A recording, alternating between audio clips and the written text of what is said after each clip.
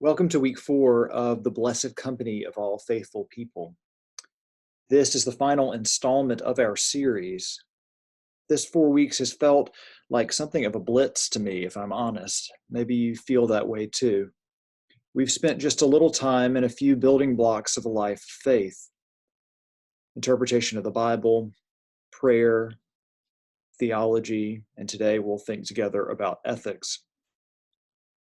I've had more than a little whiplash in shifting from one topic to another, but it has been good to think and reflect together by tapping into the lives of the faithful. I've tried to hold out a diversity of examples for us. We've moved up the historic timeline. We spent time in Turkey, Italy, Germany, and today we'll be spending some time in the United States. The times have been diverse, and the people have been diverse as well, and their inner lives have been diverse even more. This has been intentional. My hope, in part, is to expose you, if only briefly, to the variety present in the Christian tradition, to see a handful of ways in which God has worked in specific times and places, like our own and particularly unlike our own. Today, we will reflect on another huge topic in which we'll discuss ethics or ethical living. We'll think together about how belief and action, or faith and works, or prayer and deeds can connect together. Within the Christian tradition, faith is never something stagnant or insular. It is always lived. The scriptures drip with this idea. Take, for instance, our gospel text from next week, which is the last Sunday of the church year. It comes toward the end of the Gospel of Matthew, and Jesus says, "Then the king will say to those at his right hand, 'Come, you that are blessed by my Father, inherit the kingdom prepared for you from the foundation of the world. For I was hungry, and you gave me food. I was thirsty, and you gave me something to drink. I was a stranger, and you welcomed me. I was naked, and you gave me clothing. I was sick, and you took care of me. I was in prison, and you visited me.' Then the righteous will answer him, 'Lord, when was it that we saw you hungry and gave you food, or thirsty and gave you something to drink? And when was it that we saw you a stranger and welcomed you, or naked and gave you clothing? And when was it that we saw you sick or in prison and visited you?' The king will answer them, 'Truly I tell you, just as you did it to one of the least of these who are members of my family, you did it to me.' Then he will say to those at his left hand, 'You that are accursed, depart from me into the eternal fire prepared for the devil and his angels. For I was hungry, and you gave me no food. I was thirsty, and you gave me nothing to drink. I was a stranger, and you did not welcome me. Naked, and did not give me clothing. Sick and in prison, and you did not visit me.' Then they will also answer, 'Lord, when was it that we saw you hungry or thirsty, or a stranger, or naked, or sick, or in prison, and did not take care of you?' Then he will answer them, 'Truly I tell you, just as you did not do it to one of the least of these, you did not do it to me.'" We see here, as well as in numerous other places in the Bible, that there is a connection between following God, following Jesus, being a person of faith, and the outworking of that faith, of caring for those who are in need. In fact, Jesus places eternal significance upon this, the working out of one's faith. In the Episcopal Church, ethics is born out of our baptism, more particularly. To be one that is redeemed or beloved or welcomed is to be one who is sent. Just as a refresher, here are the words that we recite in our own baptismal covenant. The celebrant asks, "Will you proclaim by word and example the good news of God in Christ?" "I will, with God's help." "Will you seek and serve Christ in all persons, loving your neighbor as yourself?" "I will, with God's help." "Will you strive for justice and peace among all people and respect the dignity of every human being?" "I will, with God's help." Action, serving and striving are parts and parcels of baptism for us as Episcopalians. It is, in other words, a seal. Baptism is a seal that is placed upon us as people of faith. And so when we call people to remember their own baptism, as we like to say, it's a call not simply to remember when we were sprinkled or dunked, though it is that too, but to remember our baptism is something more. It's to remember who we are as a people of faith, to remember our belovedness, to remember our inherent worth and dignity, to remember our call to seek and serve Christ in all persons, to strive for justice and peace among all people. So today we are looking at the life of a saint, and we will think together about how faith is lived. We call this ethics or ethical living sometimes. And to do this, we're focusing our attention on a modern, specifically Episcopalian saint who was recently included in the sanctoral cycle of commemoration.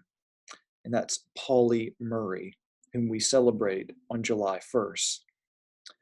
Some of you might be familiar with Pauli Murray, and others might not. I had not heard of Murray until about 3 years ago, if I'm honest, while we were in North Carolina. There, Murray served briefly as a newly ordained person, and there's a center for history and social justice that bears her name, actually, that resides in the home in which she was raised. Murray was born in Baltimore in 1910 and baptized the year after at St. James Episcopal Church. At the age of 3, Murray's mother died of a cerebral hemorrhage, and at the age of 12, her father, who battled depression and mental health his entire adult life, was beaten to death by a white guard at the Crownsville State Mental Hospital, where he had been residing. So from these terrible and incredibly difficult beginnings, Murray left Baltimore and went to live with her aunt and her grandparents in Durham, North Carolina. Murray graduated high school at the age of 15 and went to Hunter College in New York and began there to teach students how to read. She wrote feverishly and had articles and poems published in multiple magazines and journals, including The Crisis, which is a publication of the NAACP. From an early age, Murray sensed social inequities, particularly those having to do with race. In 1938, Murray, in both an act of civil rights protest and a desire to further her professional training, applied to and was rejected by the all-white graduate school at the University of North Carolina, Chapel Hill. "Dear Miss Murray," the rejection letter read, "I write to state that members of your race are not admitted to the university." That was in 1938. Her effort received national attention, and Murray actually developed a friendship with Eleanor Roosevelt along the way. Murray was active in the civil rights movement, and in 1940 was arrested in Richmond for refusing to sit at the back of a bus. This was some 15 years before Rosa Parks and the beginning of the Montgomery bus boycott in 1955. The year after her arrest in Richmond in 1941, Murray enrolled in law school at Howard University with the intention of becoming a civil rights lawyer, or as she wrote, with the single-minded intention of destroying Jim Crow. In 1944, Murray graduated atop her class at Harvard, and her time there was formative. While race relations were constantly on her mind, intra-institutional racial discrimination was not so much, because most people were people of color. However, Murray recognized that she was constantly surrounded by men that guaranteed, she wrote, that she would become the top student as a female. It was from this experience that she coined the term Jane Crow. Though Murray won a fellowship for further legal study at Harvard, she was denied admission because of her race. Instead, Murray attended the University of California, Berkeley, obtaining a Master of Laws degree, following which she moved to New York City to support the growing civil rights movement. In 1951, Murray was approached by the Methodist Church to write something of a pamphlet to explain segregation laws in America. Murray, instead of a pamphlet, produced a 746-page tome entitled States' Laws on Race and Color. This book showed the reach, the expansiveness, the absurdity of segregation. Thurgood Marshall called the work a Bible for civil rights litigators. The work was instrumental in the famous Brown v. Board of Education case, which argued for the integration of public schools. The 1950s saw Murray become a budding star on the civil rights landscape, eventually appointed by President John F. Kennedy to the Commission on the Status of Women.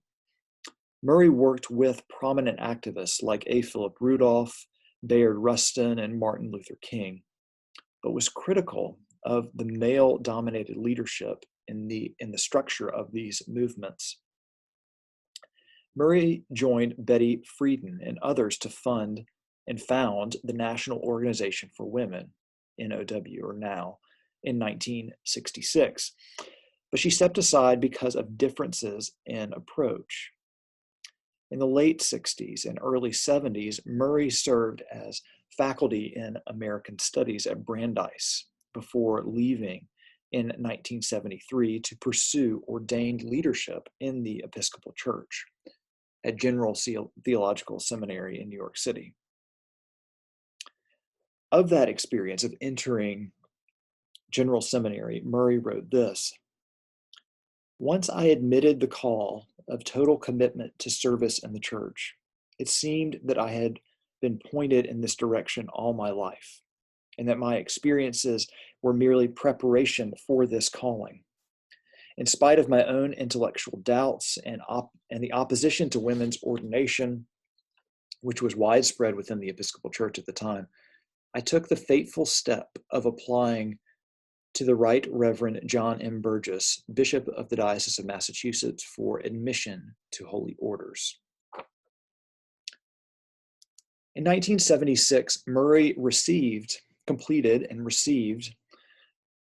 her seminary training, received her Master of Divinity degree, and was ordained a deacon in the Episcopal Church. Later that year, the General Convention of the Episcopal Church voted to ordain women to the priesthood, beginning on January 1st, 1977.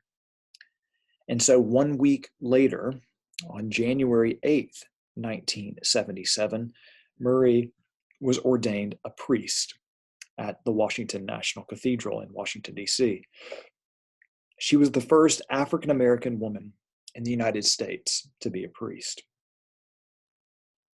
Murray's first celebration of Holy Eucharist was at the Chapel of the Cross in Chapel Hill, North Carolina, the church where her grandmother, Cordelia Smith, was baptized while she was a slave, some 123 years earlier. Her grandmother had to sit in the balcony at that time because they would not let her into the pews on the main floor of the church. Murray wrote this of her experience of her ordination: "Whatever future ministry I might have as a priest, it was given to me that day as a symbol of healing. All the strands of my life had come together. Descendant of a slave and of a slave owner, I had already been called poet, lawyer, teacher, and friend. Now I was empowered to minister the sacrament of the one in whom there is no north or south, no black or white, no male or female. Only the spirit of love and reconciliation, drawing us all toward the goal of human wholeness. It's a profound expression that Murray saw her ordination as a symbol of healing, of the strands of her life coming together in the spirit of love and reconciliation, so that she might draw all toward the goal of human wholeness. As we've seen thus far, even from early in her life, Murray recognized deep-seated issues of racial inequity and sexism. As a lifelong Episcopalian and as an American, she recognized a great trove of resources that could be used to fight that, for her faith to inform the ways in which she lived and taught and eventually preached. Murray recognized that as an American, she inherited the magnificent tradition of an endless march toward freedom and the dignity of all humankind. So it was a profound statement for one who was slighted all her life, whose parents and grandparents endured numerous instances of discrimination and violence. Murray's writing, especially her poetry, bears this out, that bears out that she is caught up in this endless march toward freedom and toward dignity for all people. In May of 1959, for instance, a Black man named Mac Charles Parker was lynched in Poplarville, Mississippi. The two white men responsible for the lynching turned themselves in, and eventually no charges were brought against them. As a way of witnessing to, and perhaps as a way of processing this travesty, Murray penned a poem called The Collect for Poplarville, in which she wove contemporary language and images with lines familiar to her from the Book of Common Prayer.